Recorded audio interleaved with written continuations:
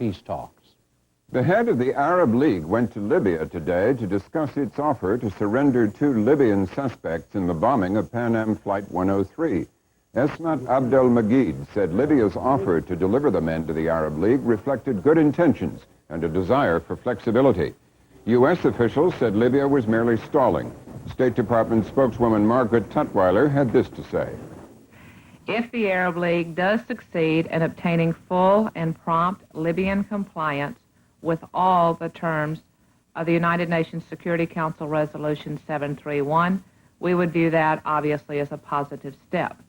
However, Arab League action is not an alternative to full compliance with the terms of the Security Council resolution.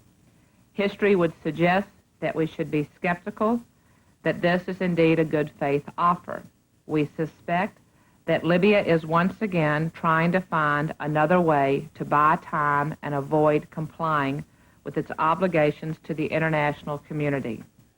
South Korea's governing party today accepted defeat in parliamentary elections. With about 90% of the vote in, President No Tae-woo's Conservative Party was 6 seats short of a majority. No's party suffered a loss of some of its traditional big business support after it tried to increase state control over the economy. A team of United Nations weapons experts left Iraq today after destroying 460 chemical weapons. They said many were damaged and leaking. A separate team of UN missile experts has verified Iraq's claim to the United Nations of having destroyed Scud missiles. The team's leader said he had visited several sites where Iraq buried the destroyed weapons. He said Iraqi cooperation had been businesslike and pragmatic. The New York Medical Examiner's Office reported today that drowning was the cause of death for 18 of the 27 victims of Sunday night's plane crash at LaGuardia Airport. The U.S. Air jetliner plunged into waters of Flushing Bay as it tried to take off during a snowstorm. Many of the 24 survivors said they had to unbuckle themselves from their seats while upside down and underwater. The deaths not attributed to drowning were caused by burns or injuries from the impact of the crash. President Bush sent his annual environmental report to Congress today. Among other things, Mr. Bush called on world leaders to come up with an agreement to counteract global warming.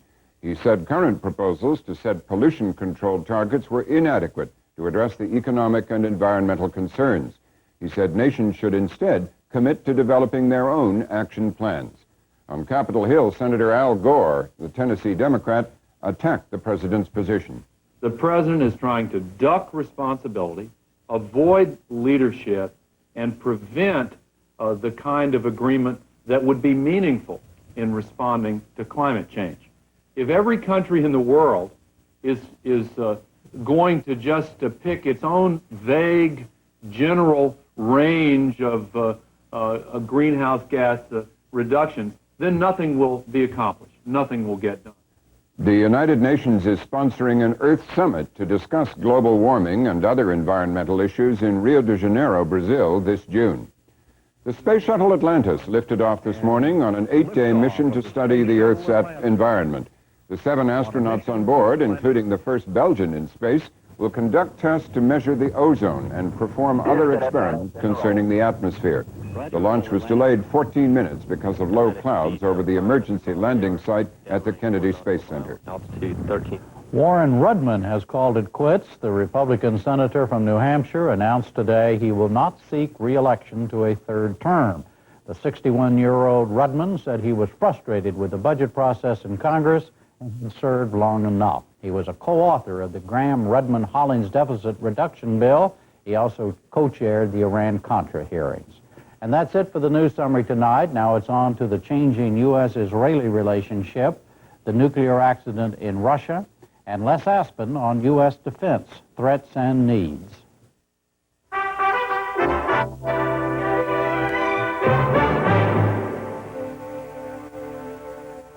We focus first tonight on the complex, sometimes volatile, and often emotional relationship between Israel and the United States. In recent weeks and months, the relationship between the two countries has been going through one of its most strained phases, one marked by harsh words on both sides. Earlier today, I talked to an Israeli cabinet minister and 3 Americans about whether the recent frictions are just that, or whether they symbolize a deeper and more serious breach. But first, some background on tensions between the Bush administration and the Shamir government that began over an issue on which both sides agree: Jewish immigration to Israel from the old Soviet Union. Judy Woodruff has our backgrounder. These are some of the nearly 350,000 Soviet Jews who have recently immigrated to Israel. Government officials there project that number could reach 1 million by 1995. They say that 250,000 new housing units will be needed. To help absorb the massive influx, Israel requested $10 billion in loan guarantees for new housing and related construction. The money would come from international financial markets, with U.S. funds at risk only if Israel defaulted on the loans, something it has never done. The loan guarantee request ran into a serious obstacle. At a White House press briefing last September, President Bush linked the request to a freeze on Israeli settlements in Arab territories, occupied by Israel since the 1967 war. The administration, and in fact all U.S. administrations since then, have opposed the settlements as a principal barrier to Middle East peace. The Israeli government of Prime Minister Yitzhak Shamir has been unyielding on what it insists is Israel's right to build new settlements in the occupied territories. Israel's housing minister, Ariel Sharon, voiced that defiance. Israel will never move from the Golan Heights. The Golan Heights is an integral part of the state of Israel. The new American condition stood in sharp contrast to Israel's traditional ability to get most of what it wants in military and economic aid from the United States.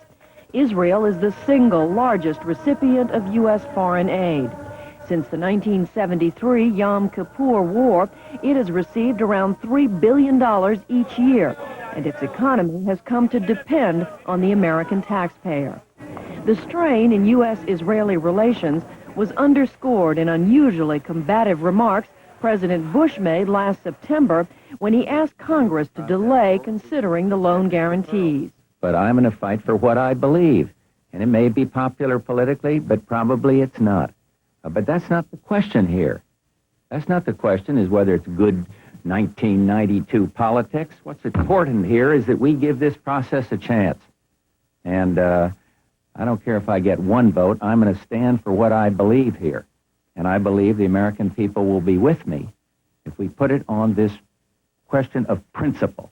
Israeli officials were quick to respond. I switched on the TV and I saw the President of the United States of America banging on the table with such rage and emotion that I was almost confident that something happened with Iraq again. Or maybe there is a new confrontation for America with some of its traditional enemies. Only later I found out that he was talking about the greatest friend that America ever had in this part of the world, and I just couldn't understand where this deep emotion and rage and hostility come from. At the time, Secretary of State James Baker was at a delicate stage in persuading Israelis, Arabs, and Palestinians to join direct peace talks with one another for the first time ever. Against that backdrop, Congress agreed to delay the loan guarantee request until March. By February, Congress was ready to take up the request again. Secretary Baker went before a House committee to reiterate the president's demand. The United States is ready, at least this administration is ready, to support loan guarantees, absorption assistance to Israel of up to $2 billion per year for 5 years, provided, though, there is a halt or an end to settlement activity. The choice, Mr. Chairman, from our standpoint is Israel's. The choice is Israel's. While recent polls continue to show most Americans support Israel, an NBC Wall Street Journal survey done earlier this month showed only 13% backed the loan guarantees. 32% favor the Bush administration approach. Half of the Americans polled say they oppose any loan guarantees for Israel. Also fueling tensions was a recent press report that Secretary Baker dismissed concerns about the loan guarantees raised by Jewish Americans. In a private meeting, Baker reportedly used an expletive and claimed that Jews did not vote for President Bush. Baker denied having made the remark. Members of Congress, led by Senator Patrick Leahy, spent weeks in private meetings to work out a compromise with the White House. By last week, Leahy declared a deadlock, saying the loan guarantees were dead. Even before the loan guarantees collapsed, reports surfaced that Israel was selling Patriot missiles and other Western military technology to China, something that Israeli officials denied. There was no ground at all for the allegations that Israel had sold Patriot missiles or Patriot missile technology to China. And I think we'll be looking at ways of making sure that the United States can verify that that's the case, because that is the case. These disputes between Israel and its main backer are bubbling in the midst of an Israeli election campaign. Some Israelis have charged that the administration is applying pressure to persuade Israeli voters to turn out Prime Minister Shamir's hardline Likud party coalition. Critics said the U.S. was supporting the Labor Party, led by former Premier Yitzhak Rabin, which has endorsed the concept of trading some occupied territory for a peace agreement with Jordan and the Palestinians. But Shamir and his allies say they will stand up to any kind of pressure. We are a small people, but we are a proud people, and we will not beg or crawl for help.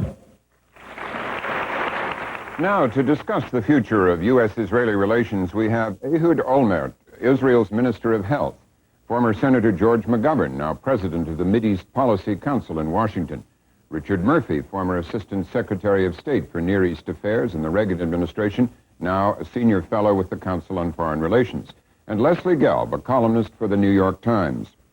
Mr. Olmert, I noticed you said last week, you're quoted in the New York Times as saying, "We're living in a different world and we have to get used to new game rules."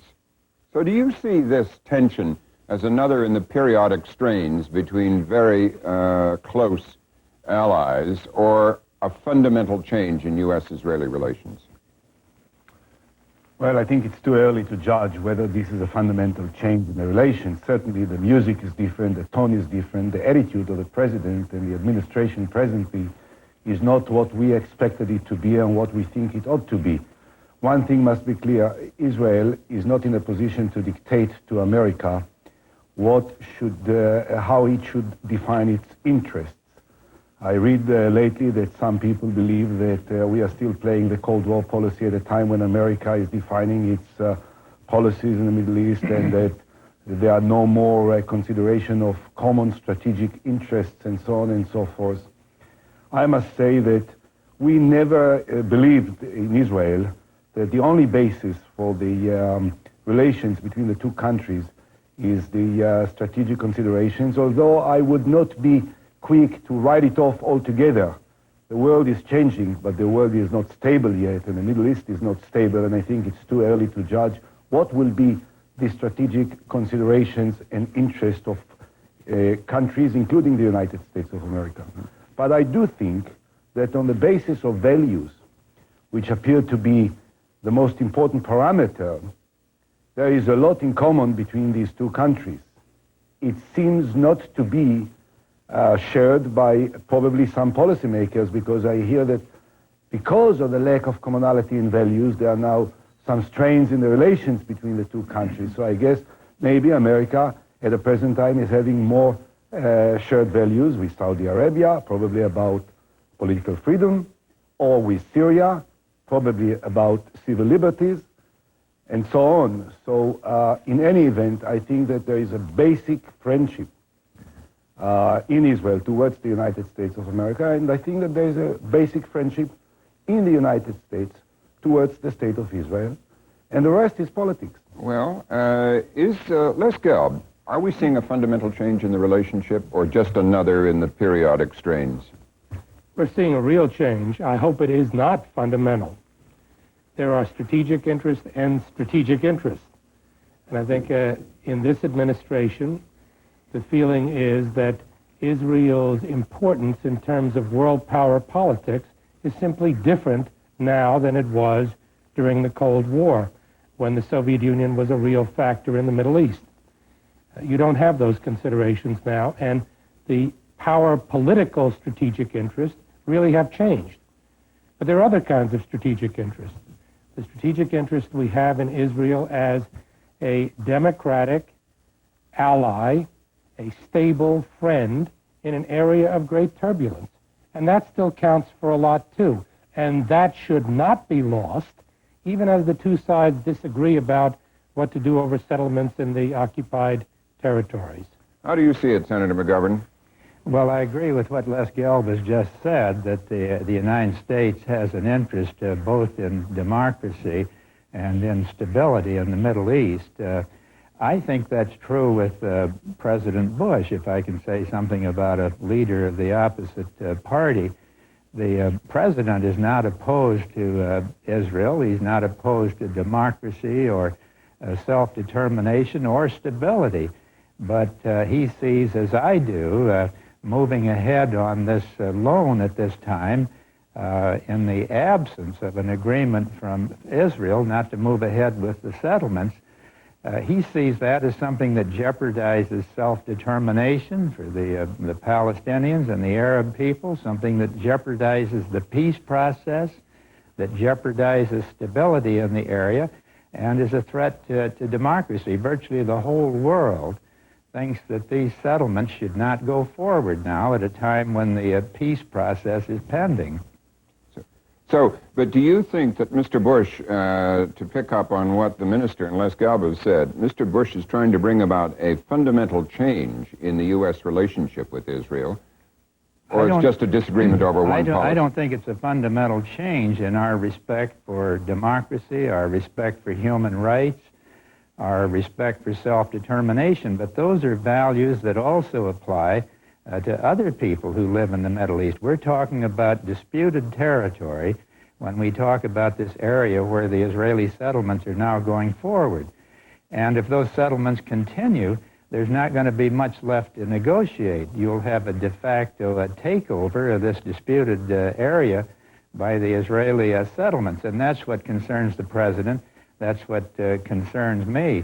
Frankly, I don't think it's in the interest of Israel to push these settlements if one accepts the view that they can very well disrupt the peace process. I think of myself as a friend of the state of Israel. In 22 years in Congress, I never once voted against assistance to Israel because I believe in the traditions, both the spiritual and the political institutions of that country. But I think those things are jeopardized and compromised if Israel moves ahead on settlements, ignoring the well-being, the self-determination of the people of Palestine, the Palestinians, and the Arabs who live in that area. Mr. Murphy, how do you see it? Are we seeing a real change or just another periodic squabble over policy? The main change that's come about is that with the collapse in Moscow, with the successful ending of the Gulf War, the president has launched a peace process, which is the most promising, the most dynamic process we've seen since 1979, when the Egyptian-Israeli peace treaty was signed. And today he is asking of Israel something which is very painful for the Likud government, but I don't think Minister Olmert's sarcasm about Syria and Saudi Arabia should be let pass, because yes, we are talking to Syria, we are talking to Saudi Arabia as a government, but the interest there is in the peace process. Today we ask something difficult of Israel. We're going to be asking very difficult things of the Arabs. They're all going to feel a lot more pain before we can reach a regional settlement. But that hope is out there for the first time in many years. Do you feel, Mr. Olmert, that the Bush administration is just trying to take a more even-handed stand to promote the peace talks, or is going further in altering the relations? First of all, if I may say, I think that the administration is making a major mistake in the context of these negotiations. I think that the attitude expressed by Senator McGovern, as well as by the president, is certainly legitimate. America is entitled to have a different opinion about the importance of the settlements and the timing of building new settlements than that of Israel. This is perfectly legitimate, and we are not questioning the right of America to criticize our policy. However, I think that at a time when we are negotiating with the Arab countries precisely this issue, why should America deprive Israel of its right to bargain on this issue with the Arab countries?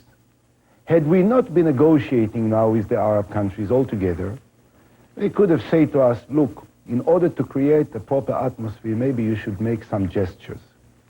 But we are sitting, we are taking part in this negotiating process, and in fact, the government of Shamir has made enormous concessions in order to make this process possible.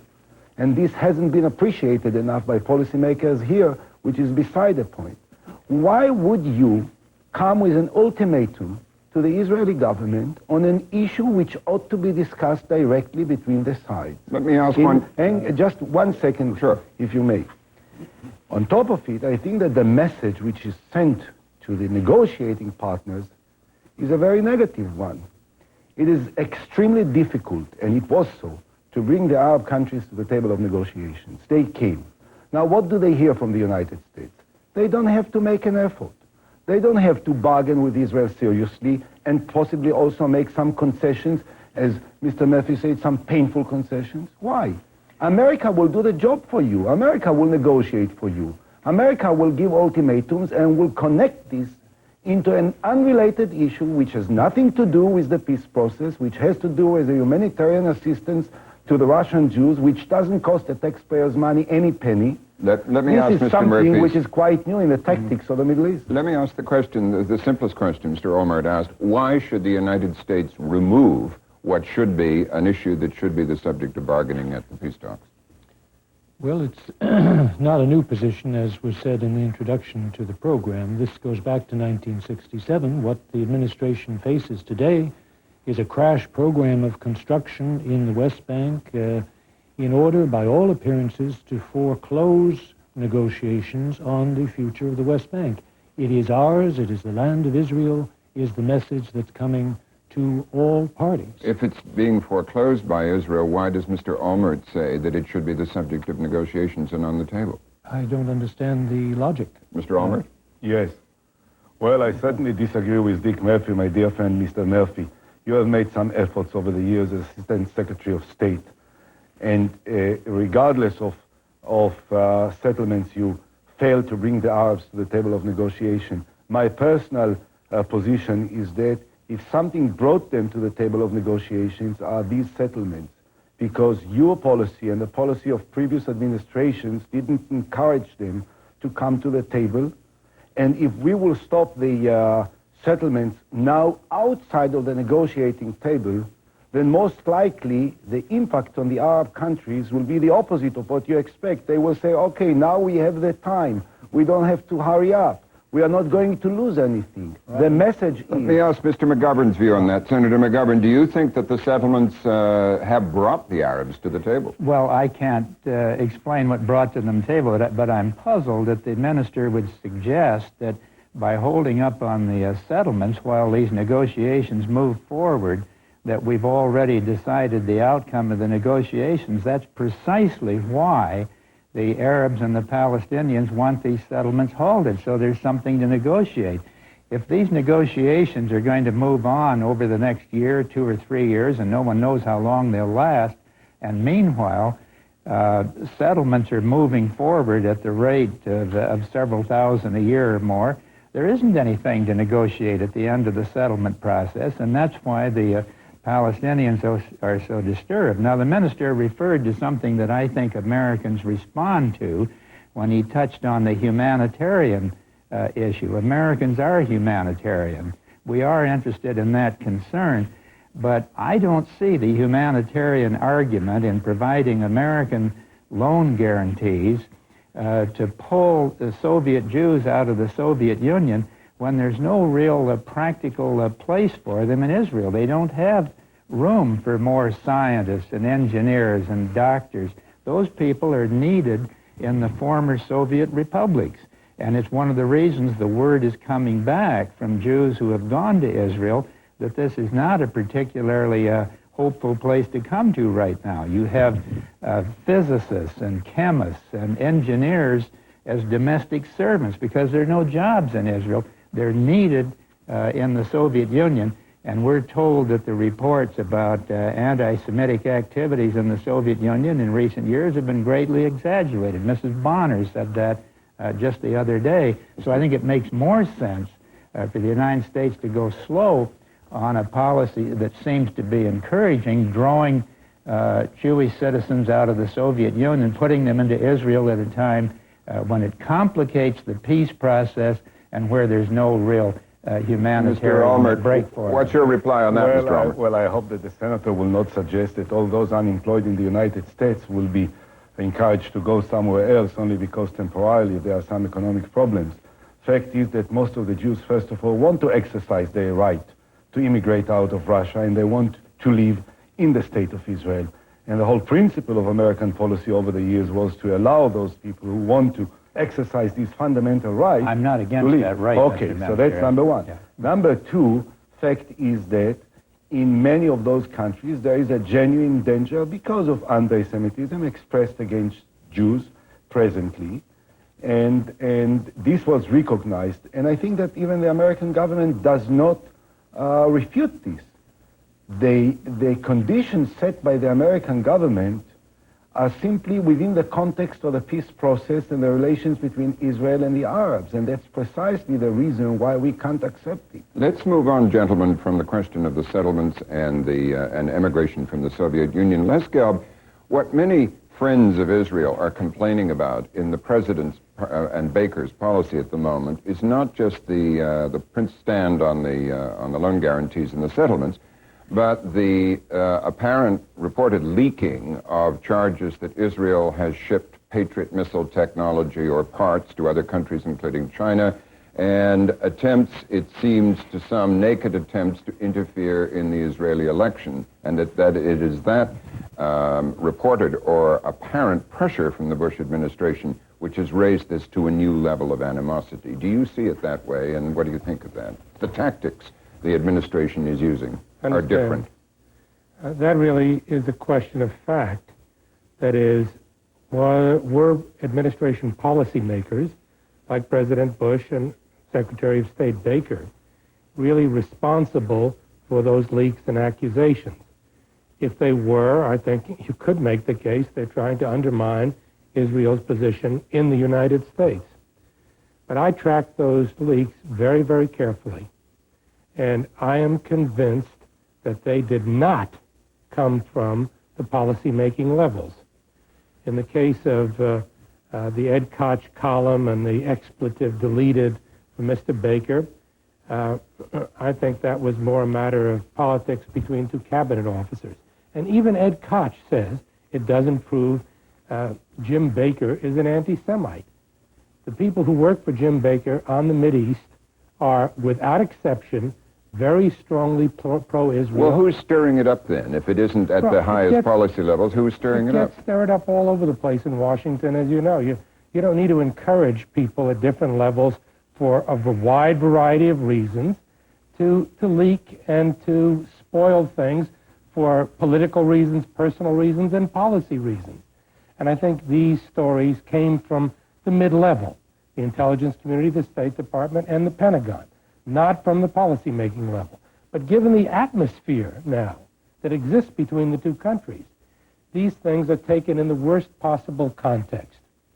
The Israeli government takes it as for sure a sign that this administration is out to get them. And unfortunately, the President and the Secretary of State didn't correct that impression.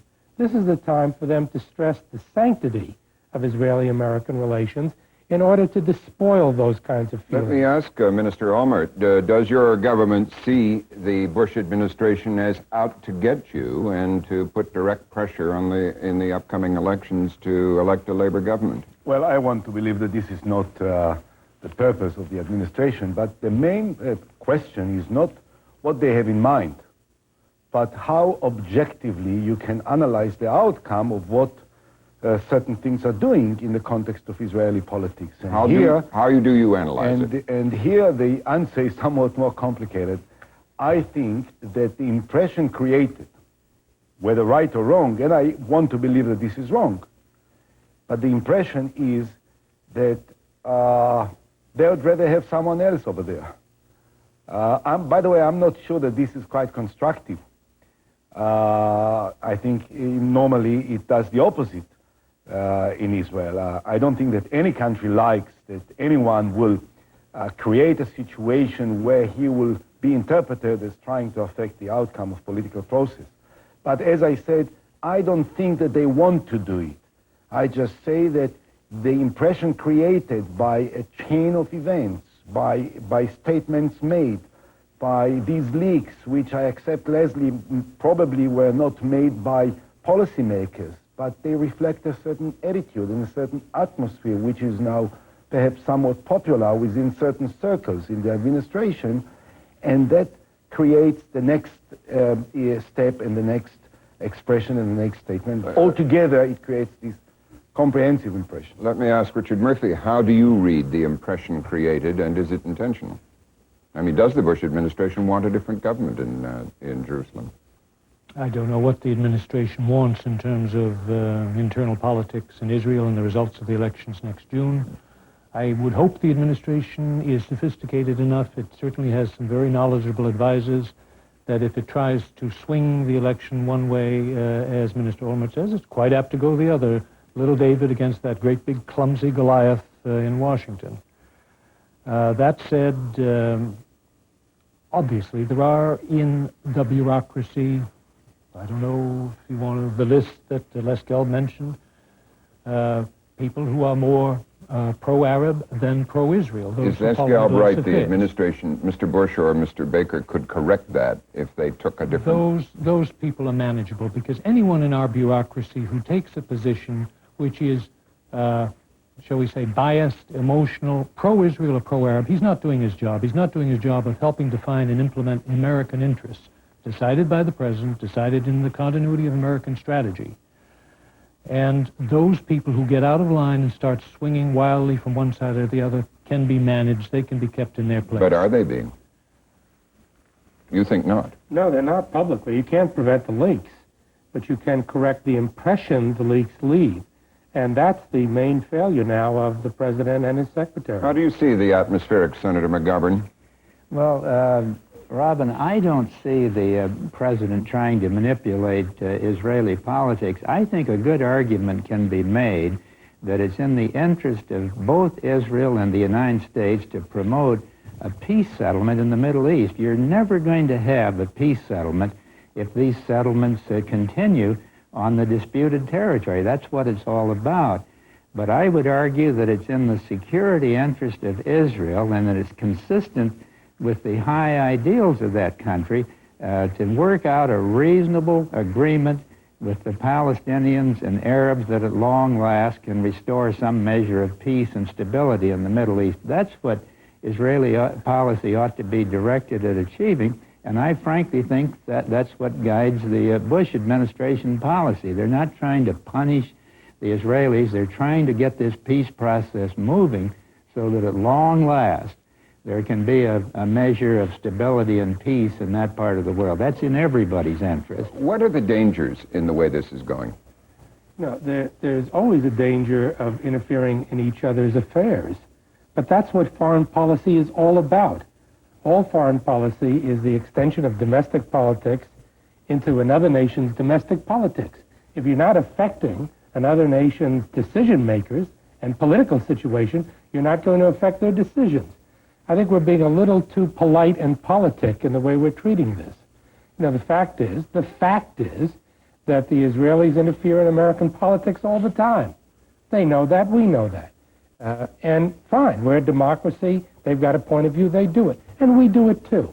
The truth of the matter is that the Bush administration was very pro-Likud and pro-Shamir until fairly recently. And if anything, they wanted them to stay in power. Now they've got this important difference over the settlement, and they have shifted focus. And sure, they're going to use their influence. But you've got to use it deftly, not clumsily, and that's the problem. When you do it in a way that you can be attacked back, you're foolish. And I think both sides are being careless and foolish right now. Mr. Olmert, let me give you the last word. You're the only Israeli here. What do you see as the dangers in this, the way this is going? Well, as I said before, I think that there is a certain shift in emphasis, which certainly creates apprehension and somewhat frustration in the state of Israel. When I switch on the TV and I see President Bush sitting with King Hussein, and he says, he's my friend, and I remember that a year ago, this friend of President Bush was the staunchest supporter of Saddam Hussein and allowed the transfer of assistance, including weapons that were used against American soldiers. Everything was forgotten and he is a friend. When I don't hear one word of condemnation coming from the President or the Secretary of State to the fact that while we are negotiating peace with Syria, there are ships loaded with missiles, Scud missiles, that will one day be used against the state of Israel, and not one word of condemnation. Then, and at the same time, we hear all these condemnations about every single step that Israel is doing, including an overblown out of proportion of the issue of settlements. Then we are afraid that there is a certain shift in the emphasis, in priorities, in the foreign policy, which are not serving the peace cause. This is the bottom line. I am definitely not sure that by blowing the settlement issue out of proportion, by ignoring the fact that the other side is doing at this time such actions as buying, purchasing Scud missiles to be used against Israel, that this is serving the purpose of peace. Well, thank you very much, and thank you, Senator McGovern, Lester Galb, and Richard Murphy. Thank you.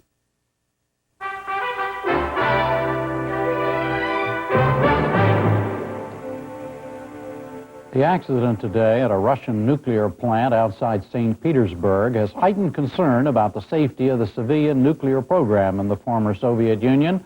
We have a report about that concern by Andrew Veach, of the science correspondent for Independent Television News in London. There are 4 reactors at the Sosnovy Bor nuclear power station, all the same type as those at Chernobyl. The damaged reactor has been shut down, and the authorities say that radioactivity has been contained. Late tonight, the International Atomic Energy Agency downgraded the severity of the accident, but it has renewed fears over the safety of Russia's nuclear power stations. This is a symptom of the kind of problems that the reactors of the old Soviet Union are now presenting to the authorities, because they are aging, the maintenance is poor, the spare parts are limited, and the staff morale and training is very low, and this adds up to what might be an accident waiting to happen. At the heart of reactor number 3 at Sosnovy Bor is a 7-meter-high stack of graphite. Holes bored in the graphite take pressure tubes containing uranium fuel. One of these tubes was damaged at 2:30 this morning. Radioactive iodine escaped from the core. The Russians say it was held back by the containment walls. But the amount of iodine-131 reached 10 times the danger level. Мы информируем наших коллег. Вот только что мы проинформировали Швецию, шведский орган надзора.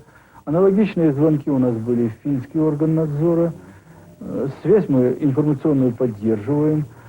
Ну, а в состоянии, конечно же, сами справиться. The Chernobyl disaster showed that reactors of this type, RBMKs, are dangerously unstable. 31 died when reactor number 4 exploded. No one knows how many more will die from contamination over the next few years. The design fault that caused the reactor to run out of control has been rectified, but safety systems are still far below Western standards. Russian experts agree they should be improved or closed. These, at least first generation reactor should be shut down several years ago. 11 RBMK reactors are still operating in Russia at St. Petersburg, Smolensk and Kursk. The Ukraine still has 4 at Chernobyl, and there are 2 at the Ignalina power station in Lithuania, a total of 17 altogether. The Russians hope to keep these plants running for at least 10 years. Nuclear power provides 30% of the electricity in the northwestern industrial region. Without it, the economy would crumble still further and people would freeze. So concerned is the European community that it's setting up a £4.5 million programme to make the reactors safer. It'll be led by British nuclear experts. What I want to see is a crash program led by the British, led by the Europeans, with the Russian engineers fully involved to put that right. And if the Russians haven't got the money to do it, then we must put the money up. Russian investigators arrived at Sosnovny Bor from Moscow tonight to find the cause of the accident. Today's was the second alert at the plant in 3 months.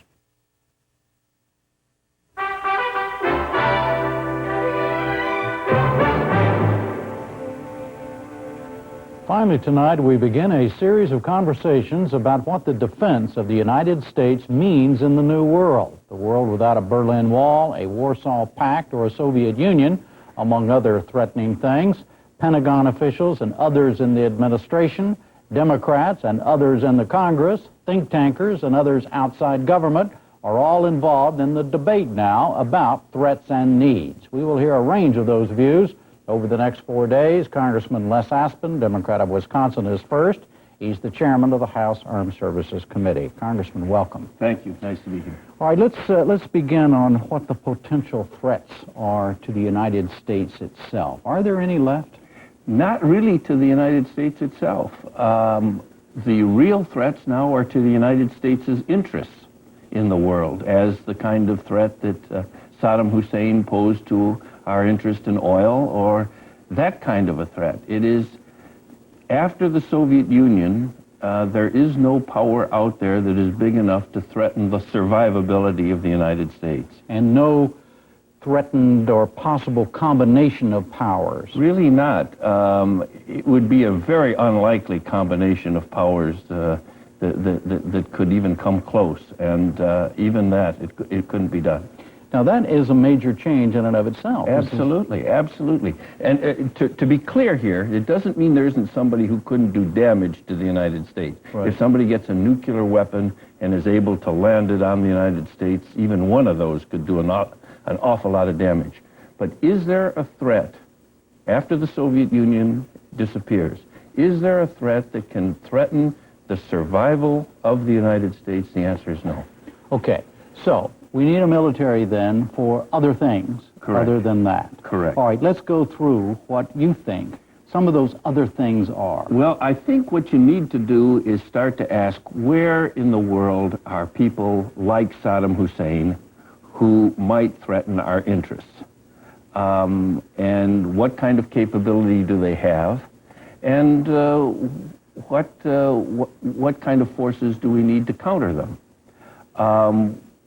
There are a number in the same region that we fought Desert Storm. Now that is a massive, would that fall into the category of a massive ground war capability? A major ground war capability. Major. Yes. Yeah. Okay, so you think we have to maintain that? I think you need to need to be able to maintain the ability to repeat Desert Storm. Whether it's in the Middle East or elsewhere, or in Europe, is there still a major land war threat in Europe? It's less likely, but there is North Korea, for example. But there is several in the Middle East. Iran, Iraq could reconstitute a threat. Syria could perhaps be a threat. Libya in the North Africa could be a threat. So I think that if you're asking what kind of capabilities, military capabilities, do we need in the United States now in the future, I think one of the things you need to be able to do is to repeat a kind of Desert Storm force. Now that is basically 500,000 troops on the ground. It's about 500,000 troops. Huge Air Force. Big Air Force. And a lot of fancy weapons, right? High-tech weapons, absolutely key, high-tech weapons. What about Navy? Navy, too. What do you need the Navy for? Well, it was not used in this particular case, in Desert Storm, to any great degree, but you can't be sure that the exact replication that you're going to be able to have places for the Air Force to fly planes off of. You may need to fly them off of carriers.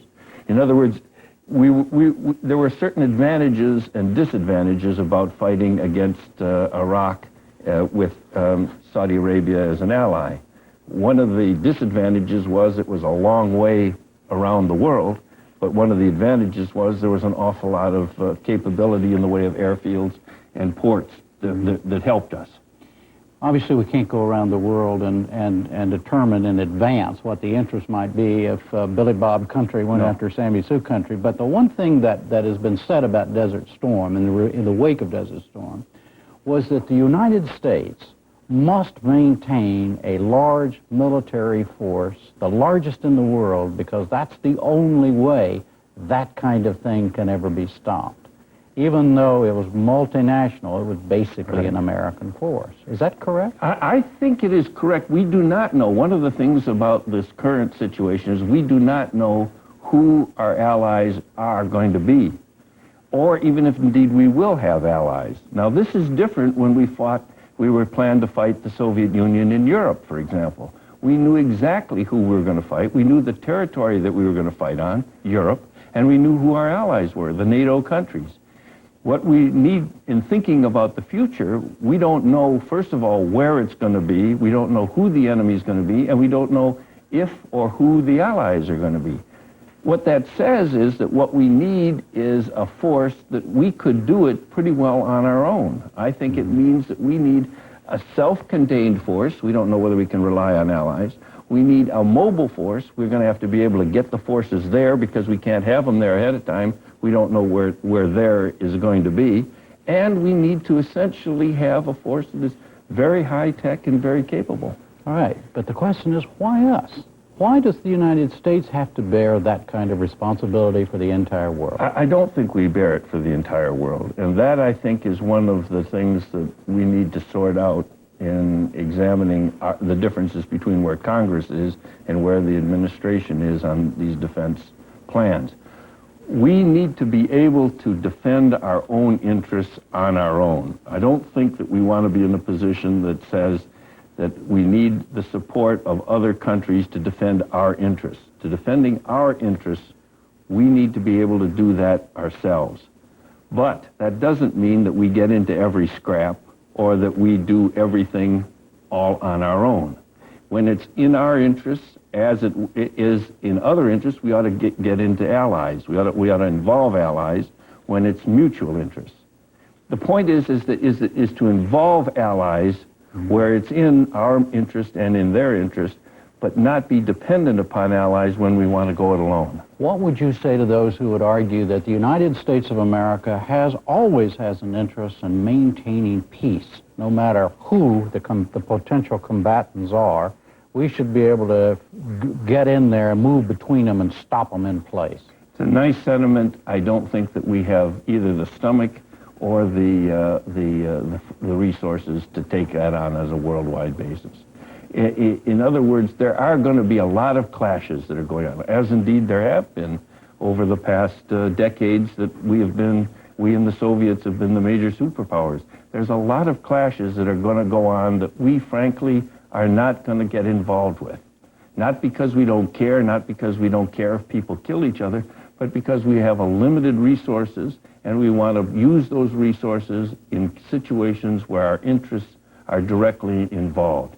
So we have to be pretty cold-blooded about it and ask where in this world are forces and powers that might threaten our interests, things that would directly affect us in ways that we would find unacceptable. And then ask yourself, what kind of force do we need to deal with them?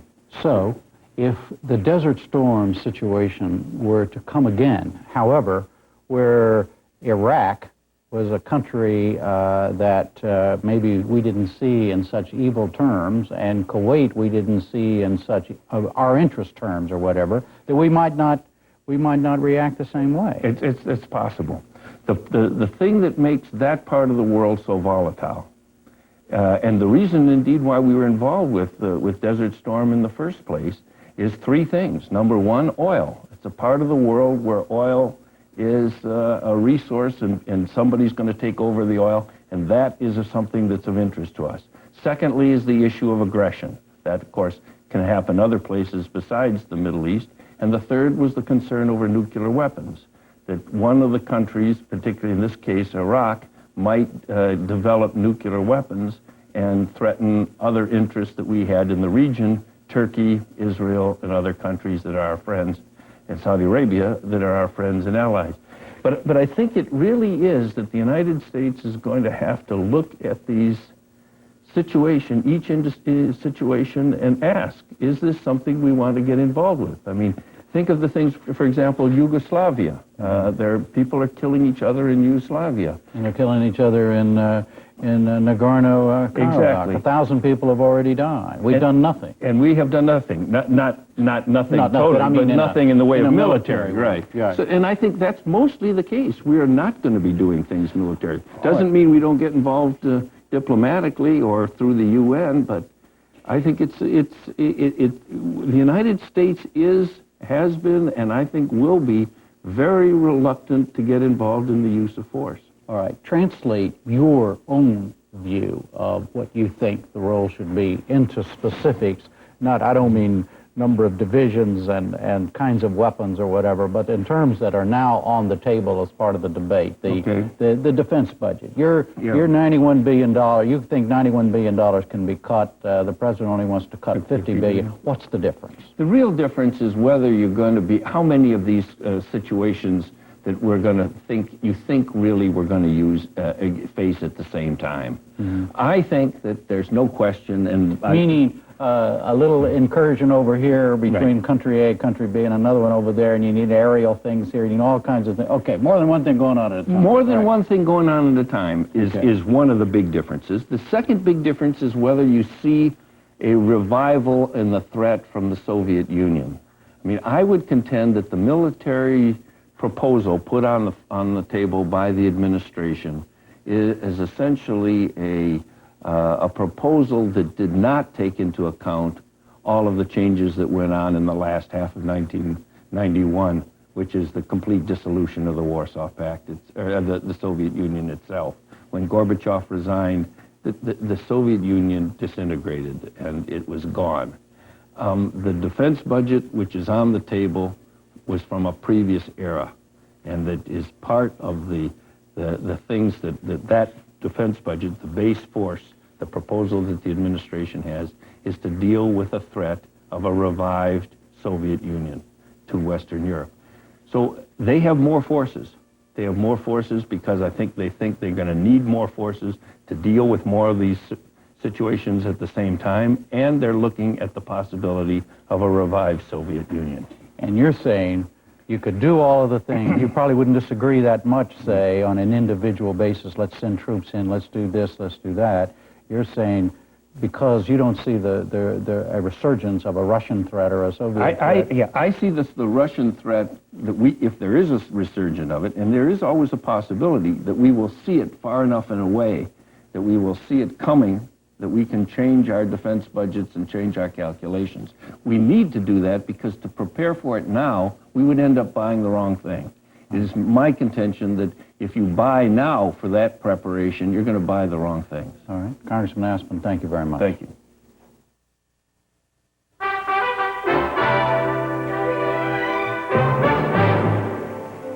Again, the main story of this Tuesday was Jerry Brown's surprise win over Arkansas Governor Bill Clinton in the Democratic primary in Connecticut. Brown said he was now taking the race to New York, where the real battle for the Democratic Party would be waged. And on the Republican side, President Bush easily defeated challenger Patrick Buchanan. Mr. Bush called his win an impressive victory. That's our news hour for tonight. We'll be back tomorrow night with analysis of the Connecticut primary results and a defense conversation with Senator William Cohen of Maine.